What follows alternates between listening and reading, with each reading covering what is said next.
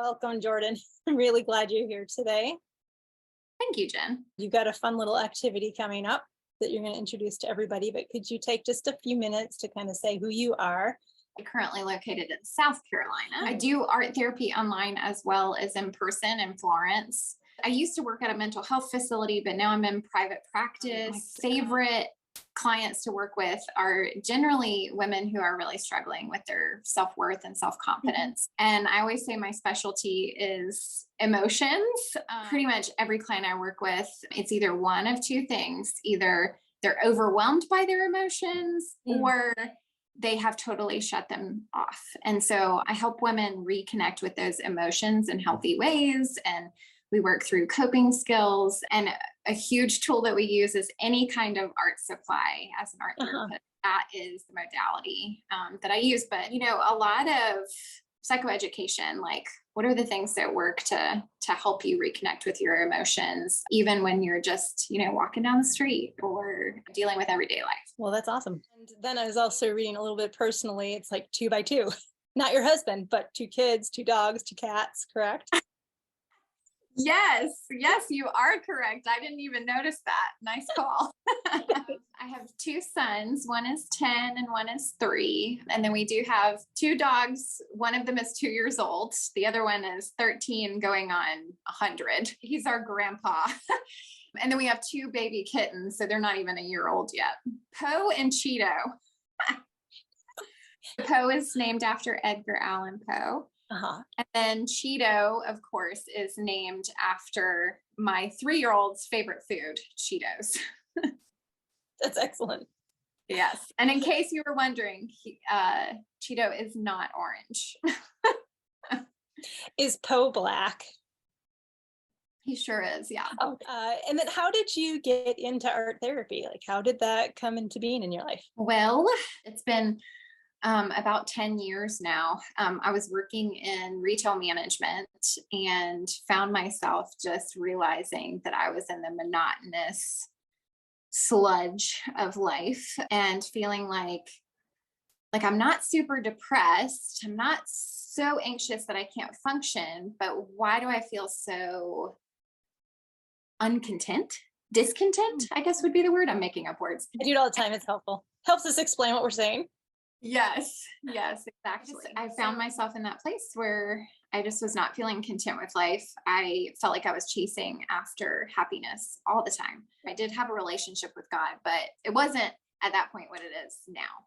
But I realized that I was unhappy in the role that I was in. I was a merchandising manager and working really strange hours. And sometimes I would be, you know, called in randomly to do an overnight shift. And at that point, I had a young son, 1 at that point. That's when I started looking at, okay, well, what am I missing? And I realized I was missing that passion of creativity that I had always had throughout my life until that point. And yes, you could argue merchandising, you can do creativity, but it's not the same. I did a lot of research, but I found art therapy and I was like, ooh, what is this? I had never heard of it before. When I realized that I could marry, you know, my passion of art and creativity with also this aspiration to be able to help people at the same time, and like, hey, 2 birds with 1 stone, like maybe I could help myself too. So anyway, that's how I got into it. I happened upon it while I was researching, and at that point I needed a couple of prerequisites. So I signed up for those and applied. And so, yeah, that's how I started out my master's in art therapy. And it was a great adventure. Loved it. Where was that school that you went to?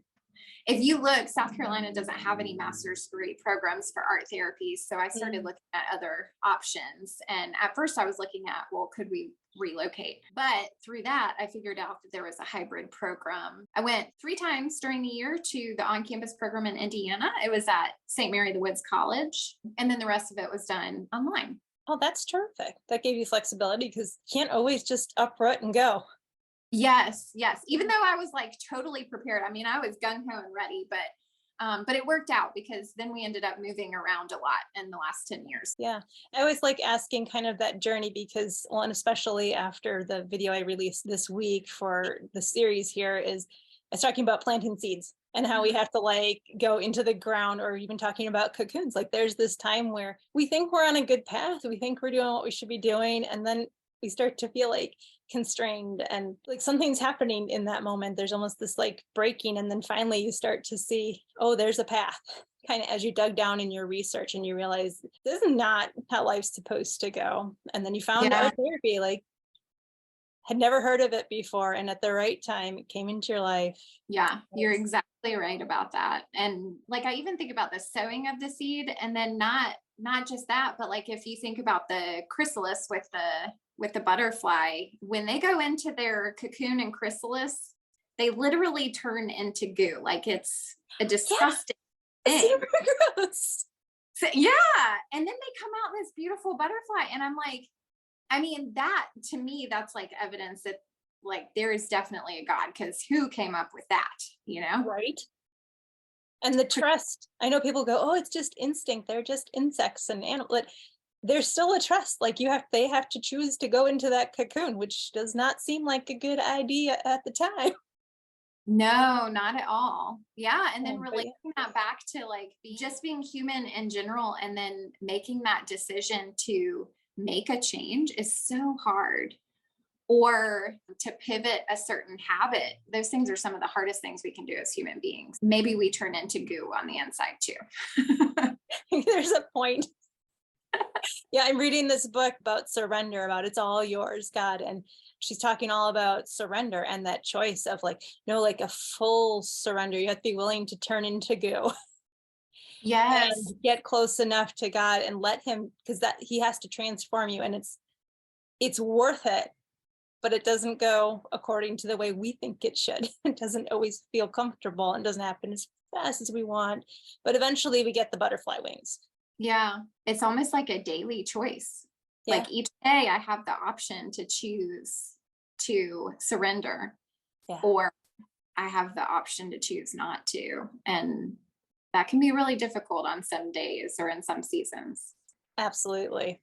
Oh, we could go on with this for a long time, but Yeah, we look back, because I know you have a really great art activity. And I think it's a great way to kick this year off is focusing where you have us focusing. I'm gonna let you explain that to people, because I think it's nice, because I was telling you earlier, so often we look at this kind of from a different angle. And I like the angle that you took today. So the supplies we need: journal, colored pencils, pen. Yes, maybe some lined paper if you Okay. prefer lined paper when you're journaling, or what I like to call brain dumping. Maybe a sketchbook if you want to keep your art. Maybe not, it's up to you. You could use scrap paper, and then whatever kind of art supplies you like. So if you want to do watercolor or paint, you totally could. I am one of those people that I am in love with just quick things, especially if I'm trying to do an art directive and I don't want to be so stuck on perfection.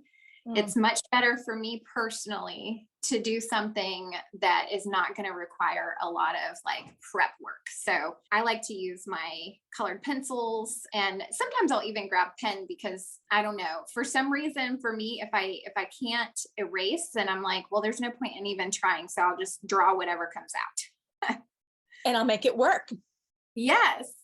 The number one thing that I always share with my clients is, and really with anybody who's engaging in art, if you want to gain some kind of insight and get something a little bit deeper than just surface level aesthetic, you know, woo, it's so pretty, then just allow yourself to approach any art without any kind of judgment, no goal in mind of like, I'm going to hang this on the wall for everybody to see afterward. That's why I like to use my sketchbook, because then in my mind it's like, okay, this is mine. I don't have to share it with anybody if I don't want to. So just approach with curiosity and really just like a childlike wonder. I love the idea of journals. I got these, it came in a 6-pack. They're really cheap. I'll put a link of it.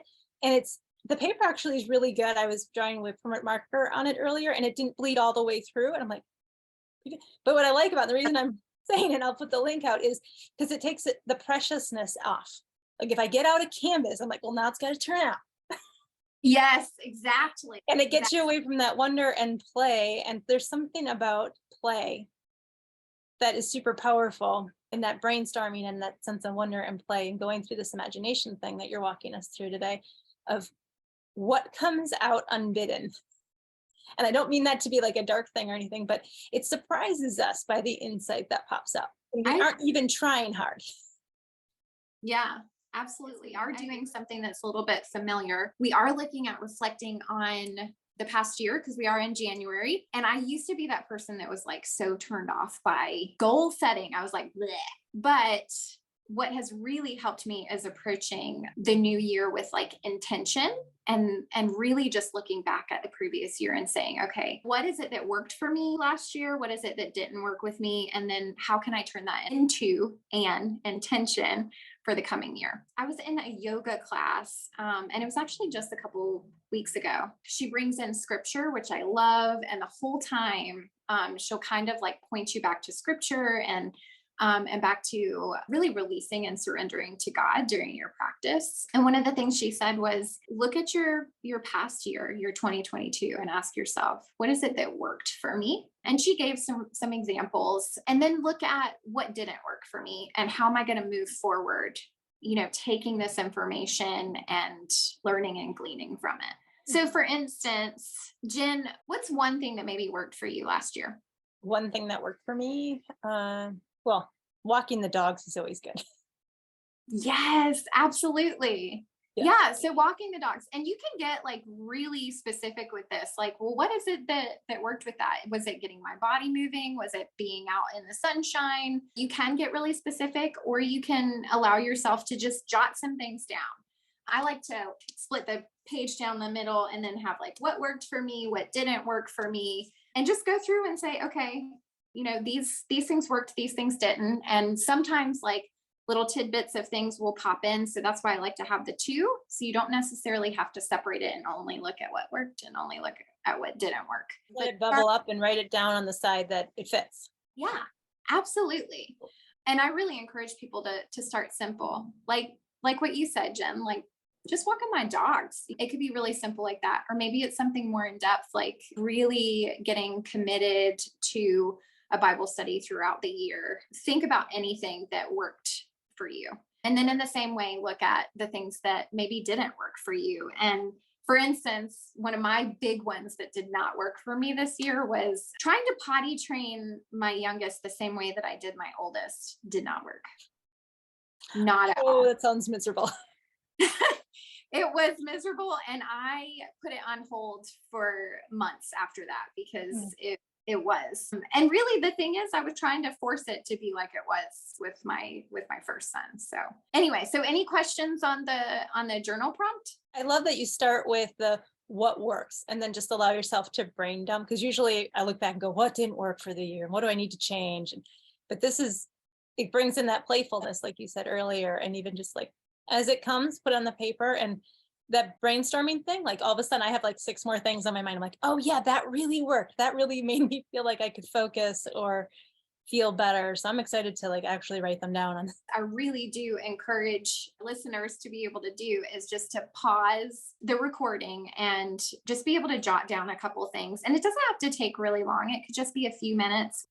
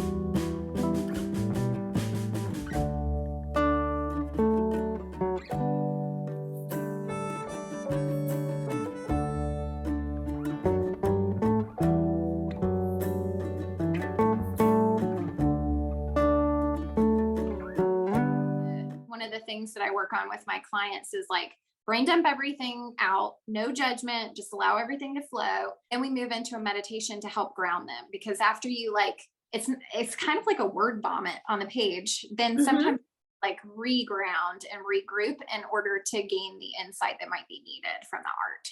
Cool. Yeah. So just to recap quickly, there's the brain dumping of what worked and what didn't work. And then you usually do like that second step is a little grounding meditation. And then where do the art supplies come in? Like with the watercolor. Yeah, so crayons, that's where we're getting to. And I know sometimes it feels like, but it takes so long to get to that point. But it really doesn't. It doesn't take as long as you might think it would. But for the meditation and prayer prompt, it really is about kind of reconnecting to your senses, thinking about a memory that you had in which you found something that worked for you. So for instance, you said walking your dogs. That's more of a long-term thing. Like it probably became a habit for you. So then it's about thinking about the consistencies within that. So maybe it's looking at, did you take the same path each day, or noticing the facts around you, like maybe even taking yourself in your mind on the beginning stages of your walk, or maybe it's the end of the walk, like a point during your walk that really made you feel content and whole and alive. Really focusing in on that, nailing down the facts. What color were the trees, and how did they change throughout the year, and what did you wear normally, and what leash did you use for the dog? And then it's about connecting to the emotions with that. What were the emotions like while you were taking the walk? And really tuning into the senses. That's when you might say, what did I feel in my body as I was walking? Was it about the energy? Was it about moving my feet? Was it about the breath work? Was it about the warmth of the sun on my skin? And just recalling that. And then even going as far as like, what kind of facial expression did I have while I was walking? Was I smiling? Was I content? Did I just have a content, relaxed look on my face? And then looking at what kind of thoughts would I have while I was doing this? Some people would say, well, I can't remember what I was thinking about. Okay, well, what do you think you might have been thinking about? Was it contemplating the day? Was it the joy of just being able to walk? Was it talking with God? And then my favorite part is that since you're using the imagination in the meditation, then you're able to take yourself into, what is it that I might want to change? Like, even though this is a really good thing that worked for me, this is my imagination. So I have the authority and the ability to be able to change it in whatever way I want. So maybe it's, well, my favorite time of year while I was walking the dog was springtime. So I'm just going to remember only the springtime while I was walking the dogs. Or maybe, there's a particular time that came up in your mind that was like, well, that particular walk that day didn't work. Well, I'm just going to change that and say that I didn't run into that particular person and everything went fine. You can change anything that you want.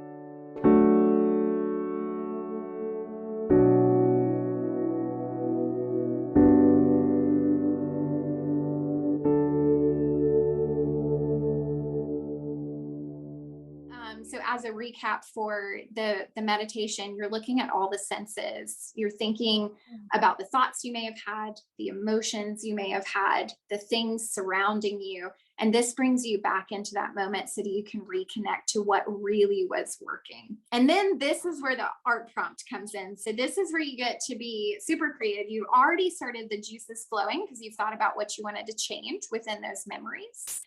And then you're looking at creating an art response based on all of these memories and even the brain dump that you did. What do you want to recall on the page? How do you want to respond to this? And it could be very emotional, very expressionistic.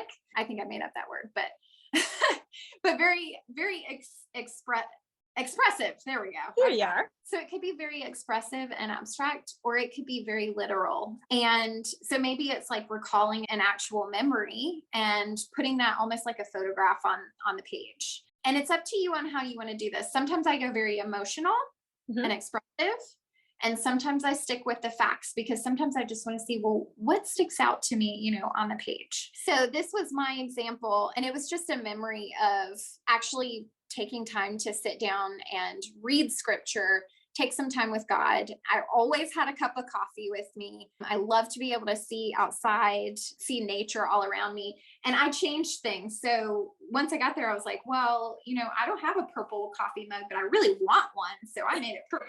So in the art prompt, it does not matter how you engage. It's just about seeing what comes out on the page. And I did it in my sketchbook so that I didn't have to share it if I didn't want to. And then I have some reflection questions. But before I do the reflection questions, do you have any questions? Yeah. So when you're talking about, you look at what worked, what didn't work, then you get to go through your 5 senses in the meditation and prayer. And then you're like, what can I change? Are we trying to figure out like change to make it better and try to be more intentional about bringing those things in? Or like, what can you tell people a little bit more of what that goal is in that? What would we change? Yeah, sure. For this particular prompt, I think it's more about really engaging in the creativity of understanding that our minds have so much power, and being able to change things within our minds is an ability that we have that we don't often think. When we have memories of things, especially if it could be something that's very stress filled, we will run it over and over and over again. And so by taking a very gentle memory, something that has very positive energy throughout it, and then noticing that we can even change that allows us to realize that we don't have to continue running that same memory over and over again. We have the ability to be able to get creative and to change it in whatever power the mind clings to. So even something as simple as changing the color of the coffee mug because I like the color purple. So it can be really powerful to recognize that in the process. So while we're kind of engaging in this fun thing and we can be a little extra meditative, it's also a good practice, it sounds like, for when you are starting to stress out or having some unpleasant memories come up, that we don't have to repeat it and repeat it and repeat it in the negative way. We can start to take the power out of it. Yeah. And while it still happened, we can't imagine something away completely. We can lessen the impact on our emotional status of that memory. Yeah. Absolutely. Okay, cool. I love that. Make sure I was like catching that, comprehending that accurately. Yeah. So this is a fun exercise to do in January and take an imagination journey of what worked. And then a little grounding meditation. We want to give everybody time to really drop into that creative zone.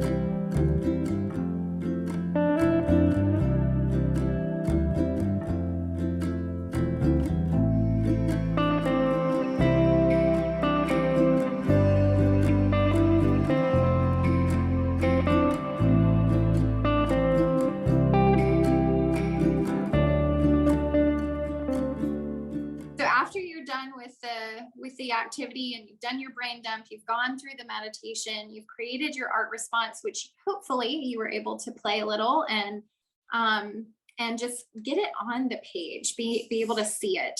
A couple questions just to ask yourself is, when you look at your artwork, what stands out the most to you? As an observer, what can you learn about yourself from your art? And then where can you find the presence of God in your art piece? And what do you want to take away from this particular practice today? Those are great. And I just want to do a disclaimer on that too. There's not a right or wrong answer with any of this. So it's just about allowing yourself to explore. Absolutely. Well, and I think people will be surprised if they just answer these 4 little questions. The whole thing is fairly simple if we let it be and not get too worked up about what we create, because it is just for ourselves. It's about bringing those insights to the surface and seeing. That's why I titled this Learning to See, because we're learning to see a different perspective and how we choose to go forward. I love that. So those are great questions to kind of get the wheels going in those directions. And you can do that with scribbles, honestly, like patches of color can bring insight from those questions too. Yeah, Thanks I agree. so much for sharing all that. Yeah, thank you, Really Jen. excited. Thank you for having me. It was fun. Yeah, no, you're welcome. In the write-up, I'll have all the links to your social medias and how people can get in touch with you. Just to end on a slightly silly note, you mentioned in your bio that you are a movie quoter. So do you have any favorite movie quotes to share with us right here at the Oh end? gosh, now you're putting me on the spot.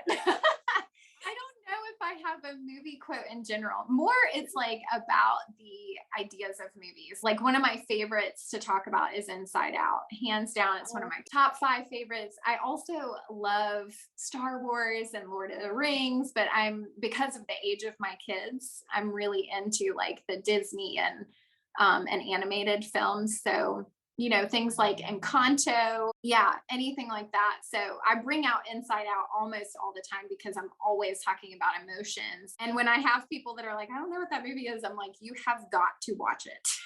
There's a plug for Inside Out. Cool.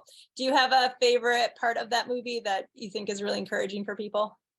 Yes, really, it's about the insight that's gained whenever sadness is like touching the memory marble things, and joy is like, no, don't touch them, you're changing them to sad.